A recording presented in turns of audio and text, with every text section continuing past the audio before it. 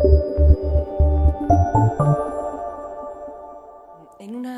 una sociedad tan atravesada por la violencia, en una sociedad moderna, no solo el Uruguay, es todo el mundo, pero bueno, estamos hablando de Uruguay, ¿cómo instalar, cómo transversalizar en una sociedad el tema de los derechos humanos? Hay un tema y es que la violencia es parte de lo humano, el tema es cómo la situamos y esto implica entonces qué reflexión se hace para que los derechos humanos no sean una cuestión abstracta, es una apropiación de lo que significa el reconocimiento del otro, no como un enemigo, sino del otro como una posibilidad para ser nosotros mismos.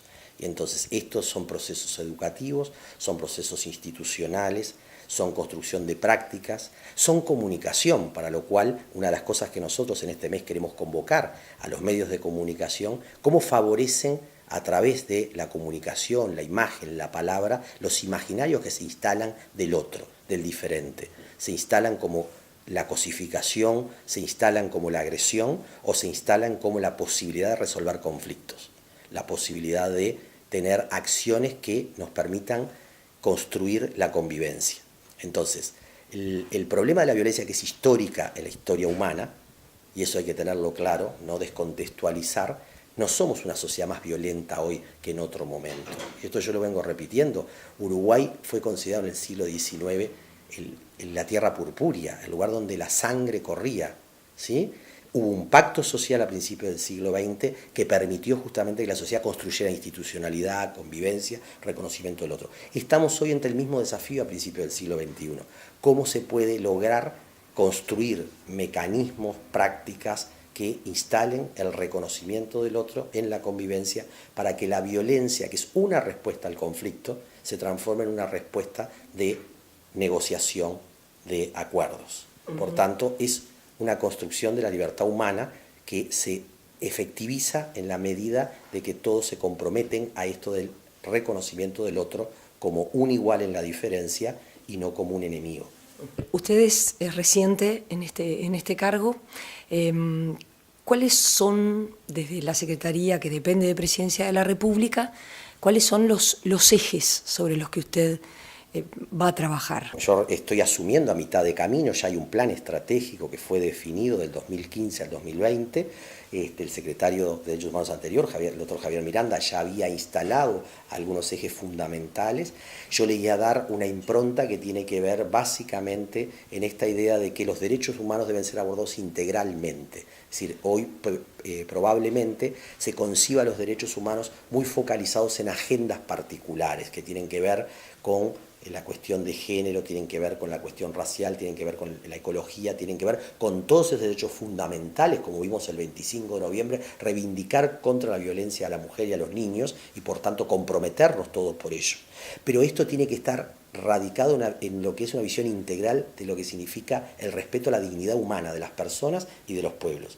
A partir de ahí hay 5 ejes que para mí son fundamentales transversalizar esta visión integral, que tienen que ver que los derechos humanos están vinculados a la democracia, no hay posibilidad de pensar, actuar y realizar los derechos humanos fuera de la democracia. Por lo tanto, ¿cómo construimos democracia? ¿Cómo procesamos democracia? Viendo lo que está sucediendo hoy en el mundo, en la región, que se deteriora la democracia, eso es deterioro de los derechos humanos, el que participación, representación y deliberación no se den de forma efectiva.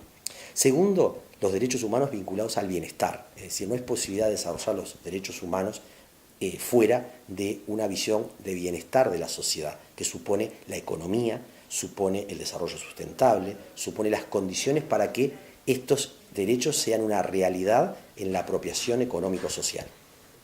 Tercero, lo que tiene que ver con los derechos humanos y la cultura, es decir, es necesario pensar los derechos humanos a través y desde la cultura, pero no solamente la cultura como tradicionalmente lo vemos como el teatro, el arte, la música, la literatura, sino también la cultura como subjetividades y espiritualidades, es decir, el ser humano se expresa a través de sus subjetividades en los imaginarios que tiene de los otros y de sí mismo.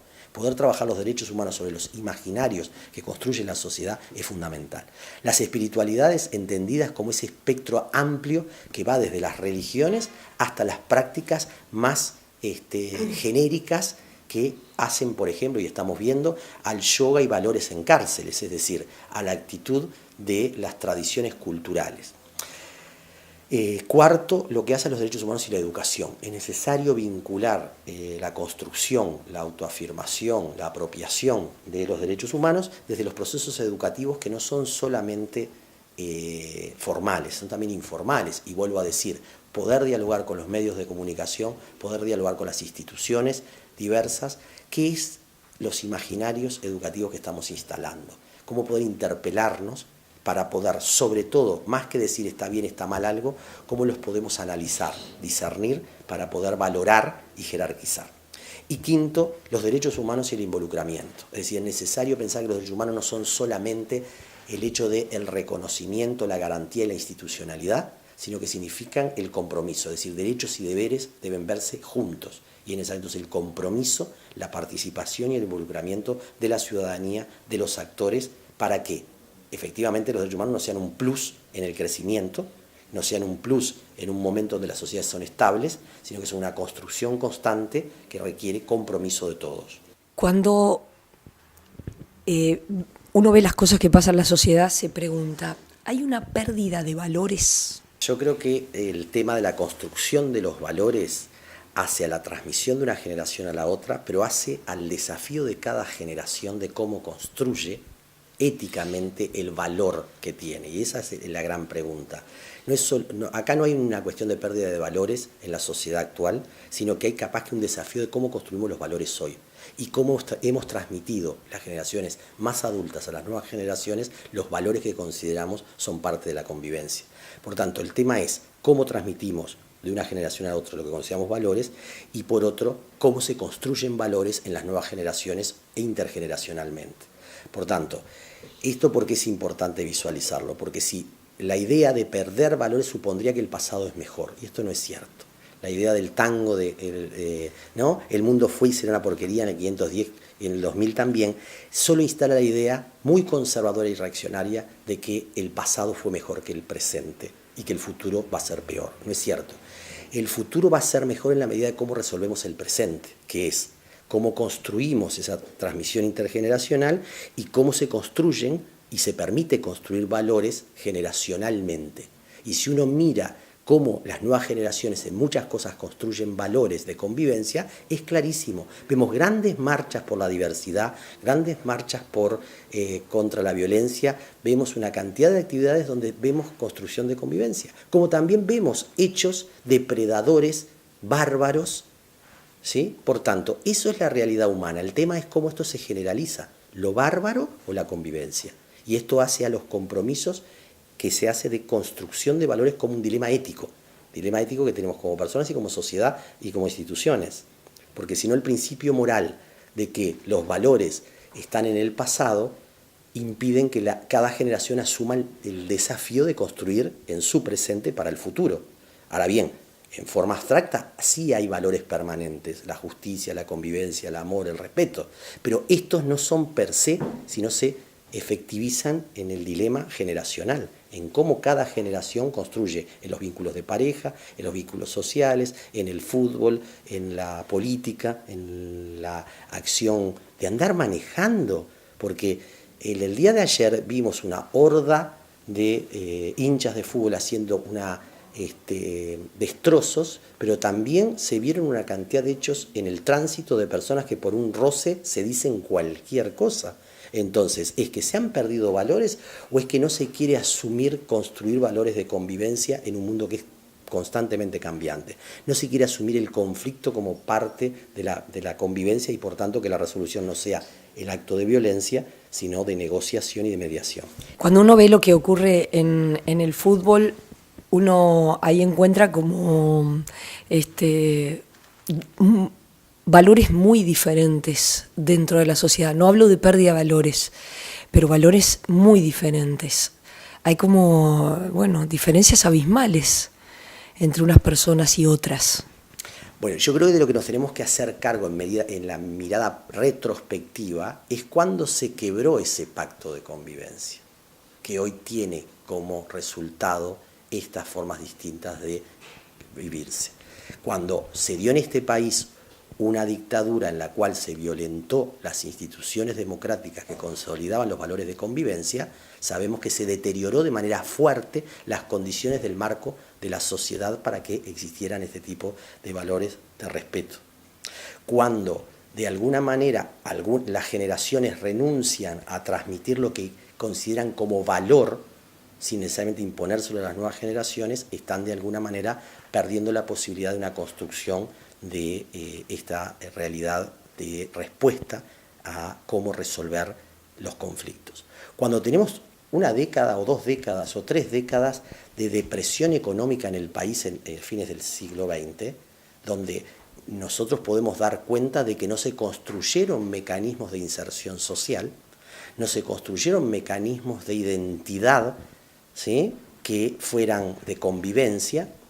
Obviamente los aparte que se considera que no se quisieron ver, hoy están aflorando. Y están aflorando porque la sociedad no quiso asumir, por ejemplo, lo que está asumiendo en la última década, que es necesario distribuir los recursos a través de impuestos para que llegue educación, salud a todas las personas. Es decir, se dio una situación donde hubo una pérdida de formas de convivencia porque en su momento no se respondió a la idea integral de incorporar a aquel que queda a la vera del camino o queda en una situación complicada, creyendo de que solamente la competencia, por ejemplo, resolvía el valor de la convivencia, ¿no? La convivencia tiene que ver, sí, con la competencia, pero tiene que ver con la cooperación, tiene que ver con hacerse cargo con las desigualdades que existen.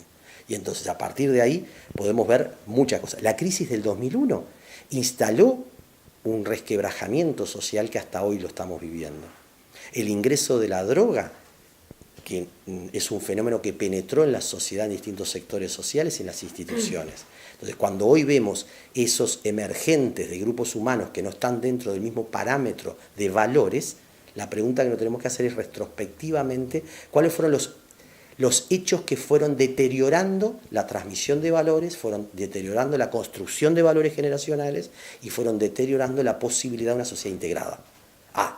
Ya el pasado pasó. Hoy el gran dilema es cómo hay acuerdos fuertes entre actores que tienen capacidad económica, social, política e institucional para enmarcar mecanismos donde se pueda reencauzar muchas de estas cosas, que no pasan por la represión como muchos creen, pasa por acuerdos macro desde los cuales se pueda justamente reconocer los mecanismos de inclusión social y las diferencias para que posibilitemos convivencia. Desde el Frente Amplio se promovió una agenda de derechos que contiene matrimonio igualitario, interrupción voluntaria del embarazo, bueno, un conjunto de lo que se consideró una ampliación de derechos a través de una agenda de derechos. Si bien usted ha planteado el tema de transversalizar los derechos humanos, ¿cree que hay que construir una nueva agenda de derechos? Bien, a ver, yo lo que creo que lo que hay que es profundizar lo que entendemos por agenda de derechos. Yo creo que está la vieja agenda de derechos, la nueva agenda de derechos, que lo que ha hecho es complementar lo que son los derechos socioeconómicos con los derechos socioculturales o los derechos de la objetividad material con la subjetividad de la autonomía de las personas. En ese sentido, creo que la clave en lo que estamos hoy no es tanto en instalar una nueva agenda, sino integrar agenda la tradicional, que tiene que ver con cómo superamos las desigualdades socioeconómicas, con las nuevas agendas que tratan de dar cuenta de la relación entre igualdad y diferencia, a través de una visión integral de los derechos humanos, centrado en la dignidad de la persona humana, sea cual sea su manera de vivirse, sea cual sea su manera de pensarse, de sentirse, su sexualidad, respetando lo que es la privacidad, la subjetividad de las personas, los derechos a la toma de decisiones y a la vez que esto no lleve o conlleve una fragmentación de la sociedad por reivindicaciones particularistas, sino que lleve a instalar en todos la reivindicación de la igualdad como una condición en la que todos debemos estar integrados. Pero esta condición de la igualdad no puede nunca eliminar la diferencia, la debe incorporar. Somos iguales en la diferencia y por tanto no podemos reivindicar una igualdad homogénea como sí se reivindicó en el siglo XX.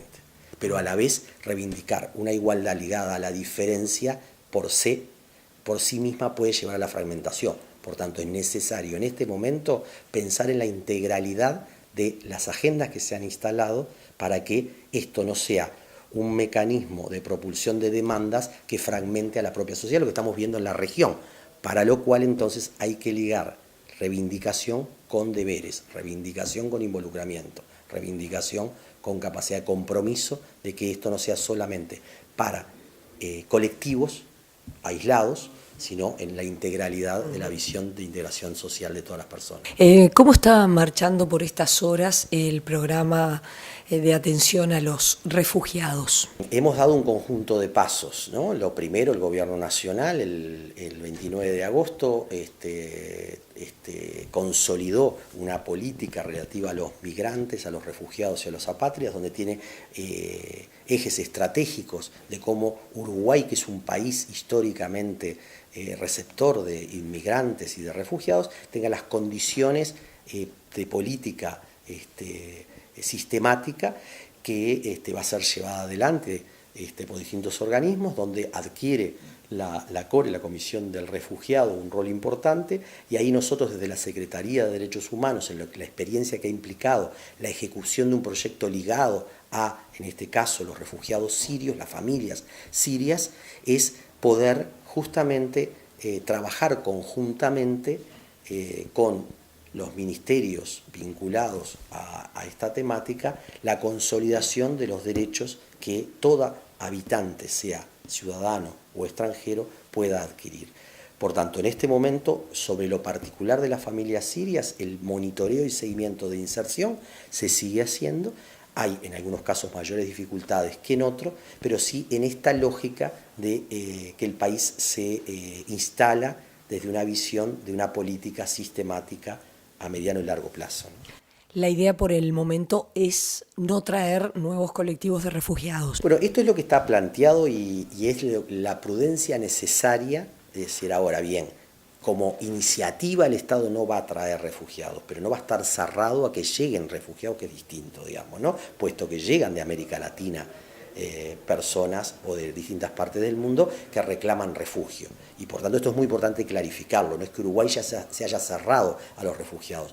Lo que va prudentemente a no traer un segundo colectivo de refugiados sirios o tomar la iniciativa de traer colectivos de refugiados de distintos países hasta no consolidar esta política que le permite entonces estar preparado institucionalmente para las demandas que puedan haber en este sentido. ¿Qué es lo que le falta al país para consolidar esas políticas? Básicamente yo creo que es el aprendizaje de vincular, que no estamos en el momento histórico igual que a principios del siglo XX, donde básicamente bastaban pocos elementos para dar la oportunidad. Es necesario, a partir de que se han consolidado derechos sociales, derechos culturales, cierto bienestar en la sociedad, que esto permita ligarse con los refugiados. Y entonces, bueno, que las políticas de derechos sociales, de apoyatura a todos los habitantes, sean ciudadanos o no, estén en las mismas condiciones y que se pueda trabajar bien el tema cultural cuando hay diferencias culturales importantes. Cosa que hoy un Uruguay que tenía una cierta homogeneidad cultural, que veíamos anteriormente, se ha resquebrajado en muchos puntos, pero sigue teniendo una cierta homogeneidad, en algún momento cuando recibió refugiados fue construyendo esa homogeneidad. Bueno, hoy hay que salirse de la homogeneidad, aceptar la diversidad cultural y entender de que eso lleva a acompañar a familias o a personas de otras culturas, pero sí respetando lo que en Uruguay tenemos como normas, leyes y mecanismos de convivencia. Es decir, que si otra cultura viene acá con tradiciones que violentan, por ejemplo, los derechos de la mujer o violentan la autonomía de la mujer, eso no va a ser aceptado. Es decir, lo que se trata es incorporar dispositivos de seguimiento para la inclusión y la inserción social. ¿Y están esos dispositivos para poder monitorear estas situaciones? Bueno, justamente estamos en un proceso de construcción de esto hacia el 2017, donde la Secretaría de Derechos Humanos está haciendo una transferencia de aquí a marzo, abril del año que viene, a la Comisión del Refugiado, a la CORE, presidida por el Ministerio de Relaciones Exteriores, para que estos instrumentos, protocolos y mecanismos se efectivicen, es decir, que se construyan en lo específico, no solamente en lo declarativo o estratégico. Gracias. Bien.